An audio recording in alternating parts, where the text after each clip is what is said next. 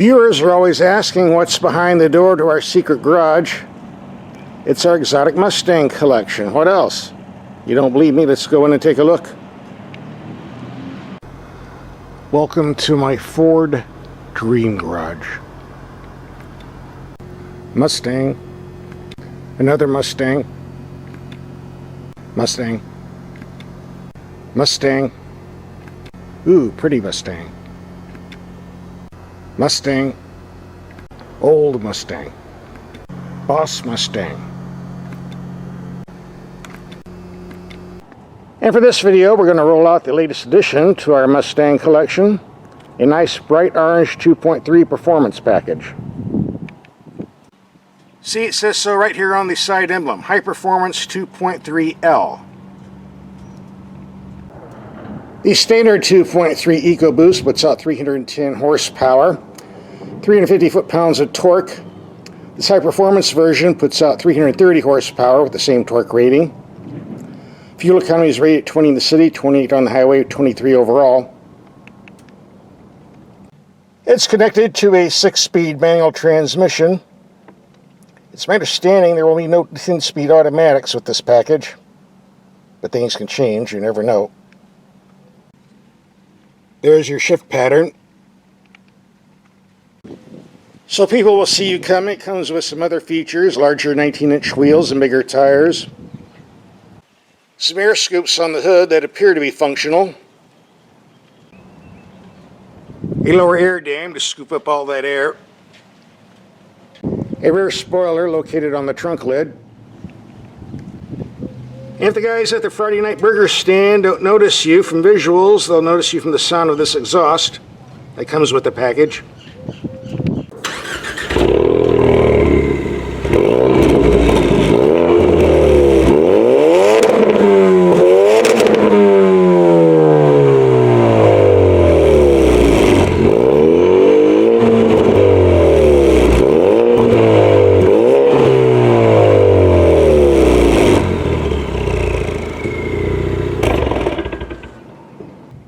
As you can see, the pipes look good, but you're not going to fool anybody into thinking this is a V8 under the hood. No, I don't think so. Whether or not you like the sound, that's a matter of personal taste. I'll just be neutral on the subject. The standard 2.3 liter EcoBoost Mustang starts around $28,000. If you want this package, it starts at just over $33,000. Which my math tells me you're paying about $5,000 for the package, which seems reasonable enough.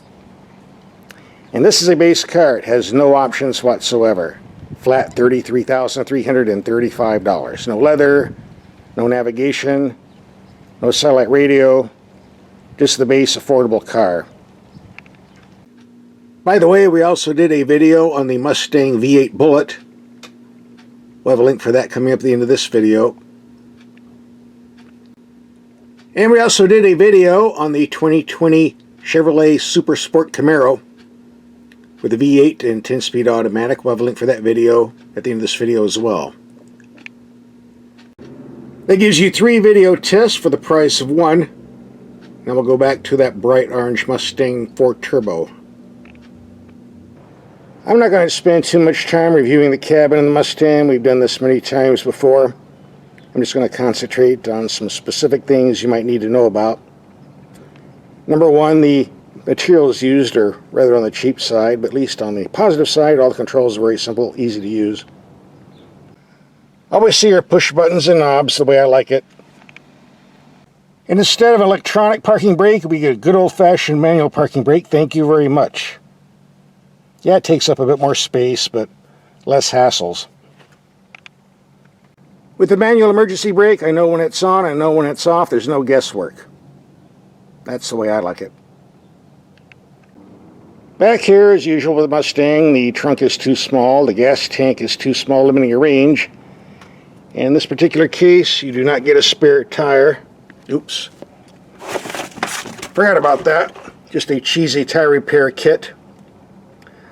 Ford says they do this to save weight because it's a racing car, but I suspect they're doing this to save money from giving you the cost of a real tire as well. I saved this flag for our next drag race. Go! Start. In general, I like the gauge cluster design. 2 simple gauges and useful information in between, including the acceleration timer program, which I haven't figured out yet. But on the negative side, there's something called glare. I'm in the shade. I'm getting a lot of it on the left side already. When you get out in the sun, it gets worse. Case in point, I can't read a thing on that, can you? And we have a lot blocked out here as well. You would think somebody would notice this before it goes in production, especially since they have a Ford test facility in Arizona where the sun shines 95% of the time, but somebody didn't do their homework. Not a deal killer, just rather annoying. This doesn't happen all the time, just certain times of the day at certain angles of the sun.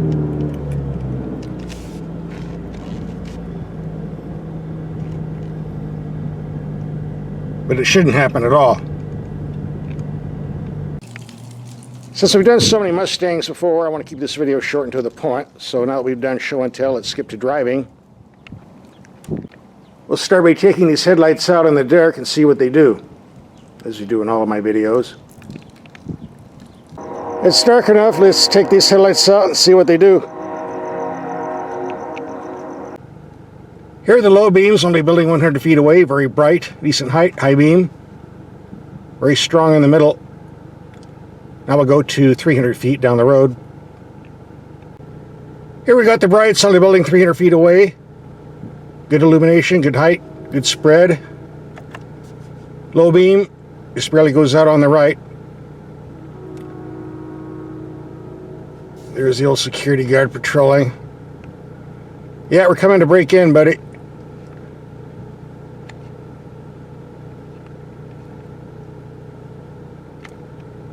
And here's what the rear view camera looks like, as tiny as it is. Looks better in person than on the camera. The power steering is a mixed bag. It has no feel or feedback, but it's quick enough. So I don't think too many people will complain. There is a button here for the steering wheel. Gives you comfort, normal, or sport. From my standpoint, it just controls the amount of effort it takes to turn the wheel. If it does something else I didn't notice. But handy to have anyway. As we do in all of my videos, we're going to take some mild speed bumps around 15 to 20 miles per hour to evaluate the suspension performance on impact. Here comes bump number 1. That was pretty smooth.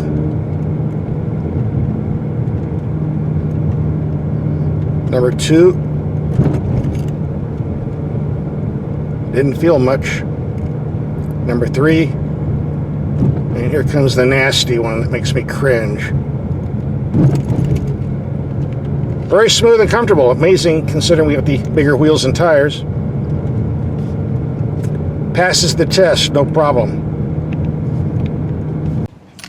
I didn't mention this earlier, but I'll stick it in. Ford's not totally honest with us about the horsepower figures. The 330 horse for this and 310 horse for the base 2.3 is honest if you use high octane as a 93 grade, which is hard to find in a lot of cities. Now, if you drop down to the common 91 premium or 87 standard and leaded, there's no official numbers for that. I'm told the horsepower drops to 290 for the 91 octane and a low 260 for the 87 octane, which they don't recommend using, but you can. For right now, I'm going to be running on 91 octane because that's all I can find. We'll do some 0 to 60 times. Ford claims 0 to 60 time of 4.5 seconds, which, I'm not so sure about that. We'll see.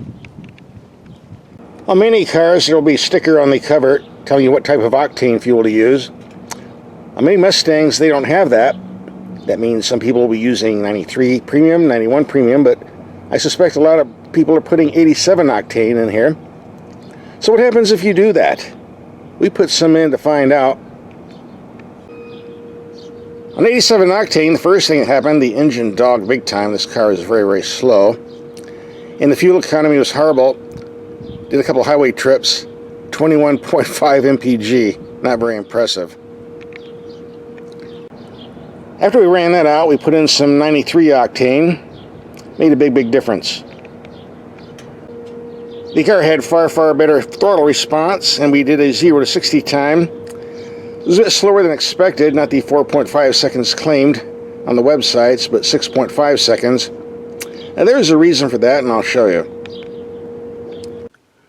With the 6-speed manual transmission, second gear maxes out around 58 miles per hour. To reach 60 miles per hour, you have to make that long shift into third. And if this was a slick gearbox, like we get on the V8 Mustangs, wouldn't be a problem, but this is not a slick gearbox. Okay for daily driving, but it's very clunky and sloppy in getting from second to third. It takes a bit of work if you're doing it in a hurry. And if you don't know what you're doing, you might get into first and blow something up. Overall, shifting from second to third takes around 3/4 of a second and another bit of time to reach 58 to 60 miles per hour, and that's why we have a slow 0 to 60 time. If this was a 10-speed automatic, we'd be knocking a second off that time easily. So instead of giving a 0 to 60 time of 6.5 seconds, I would say 5.5 seconds at 0 to 58 miles per hour would be more realistic.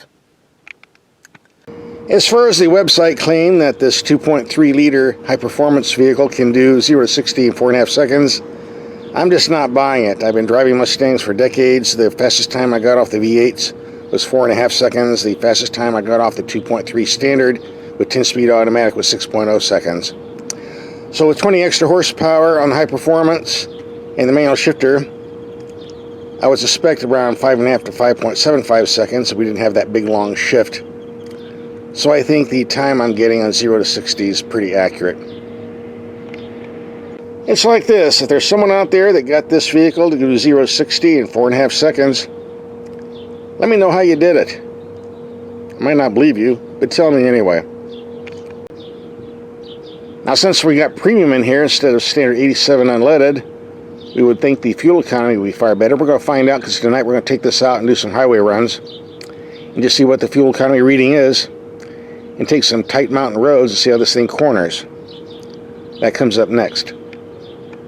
And by the way, for those interested, the quarter mile time was 15.4 seconds. I could have gone a bit more quicker if I'd really leaned on it, but I wanted to save the tires for the next guy. I haven't been too impressed with the fuel economy as of late. Around 17 in the city and 21 on the highway, but that's a side effect of using lower octane fuel. Now that we have a tank of high premium, we're going to start all over and take a highway trip, see if we can bump up the numbers. And let's see, the happy hour drunks are out already.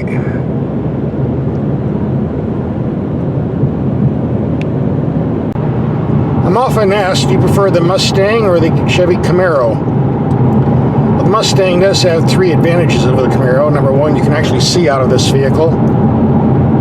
The visibility in the Camaro is pretty bad, like peeking out the lid of a coffin. The Mustangs have less noise on the freeway and a smoother ride. On the other hand, the Camaro, well, there's something about the sound of a small block Chevy V8 that just doesn't sound like anything else. I like both vehicles. I've driven both and would take either one. I have no preference one over the other. We're coming to the end of our trip, and as a reminder, I told you I was getting around 21 miles per gallon on the freeway with the lower octane fuel, and that was at a low 65 miles per hour in town. So with a higher octane in the gas tank, I'd better see some higher figures or we're going to have some real issues here. So let's pull over and see. Cruising at 70 miles per hour, we got 25.6 mpg, a big improvement. Now that's more like it. In a few minutes, we're going to take a return trip. This is going slightly uphill, so we'll have to take the slightly downhill trip, so stick around. We're going to go out and take some mountain curves. I noticed how these headlights are performing in the real world. High beams on a sign about half mile away. Even on low beam you can see them.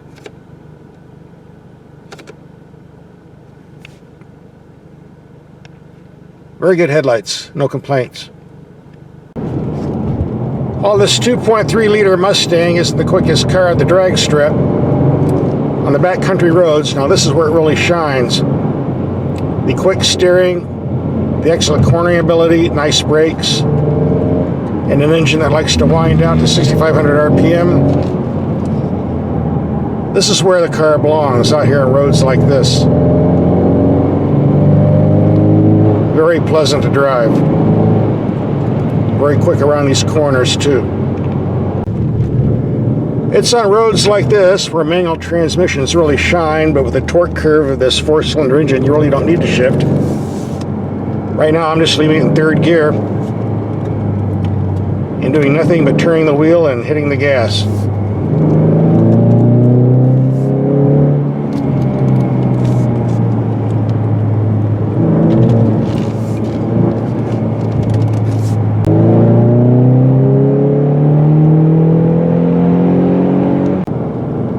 If you like driving on curved roads like this, I'm told there's a performance package for this Mustang 2.3 liter. It gives you heavy-duty suspension, larger brakes, all kinds of goodies. And for that racing gear, it sets you back about $4,000, I'm told. If you're thinking about buying one of these, you might want to check that out. Although for the $4,000 extra, I think I'd rather get the V8. But that's me, not you. Well, terrific. The road's washed away, so that just killed 30 miles of driving. We got the idiots out there at night going to get bitten by rattlesnakes that hide down there. Time to turn back. I'll be honest with you, driving this in town really wasn't a pleasant experience for me. The droning of that exhaust just bothers me, and the clunky shifter and stop and go traffic. But out here it's 180 degrees different. This is where the Mustang belongs, on these curved roads. Opening up the turbo. I could do this all night. Now I like the car. You don't care about 0 to 60 times out here.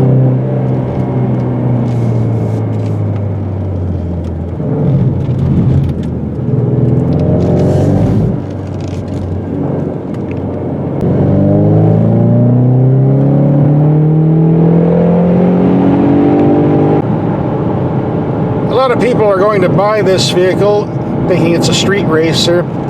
It's really not. It's more suited for backcountry roads like this and tight mountain corners.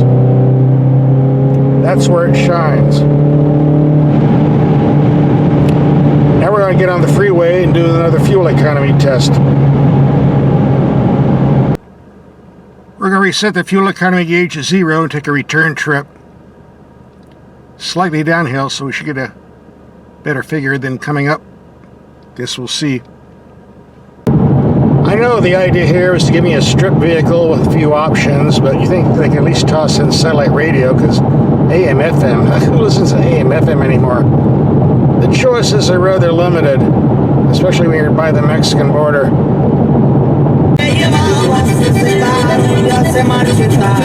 Ay, lava, caramba. ¿A qué horas vas a la casa, señora? Ay, ay, ay.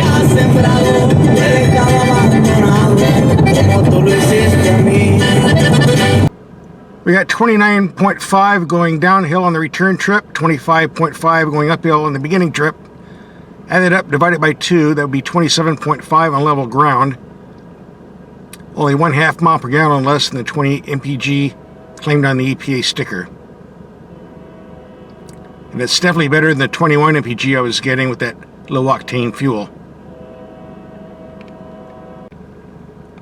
So if you buy one of these 2.3 turbos and you're thinking about using 87 octane to save money at the pump, yeah, you can run on 87, but the fuel economy loss probably won't make it economical to do so. You might as well stick to premium, like the vehicle is designed for. I've had this high performance 2.3L for a week, so what do I think about it? From a marketing angle, Ford made a pretty good decision to produce this car. I mean, most of us would rather have the V8, of course, but we don't have the 40 to 51 grand to do so. This allows you to get into the Mustang game at a lower price and a step above the base 4-cylinder dullard that sells for 26 grand. sort of an in-between vehicle. Just keep in mind this isn't a drag racing vehicle. It's more of a back roads and street cruiser. Now here's a link to other vehicles we've driven. The Ford Mustang Bullitt V8 and the Chevy Camaro Super Sport V8.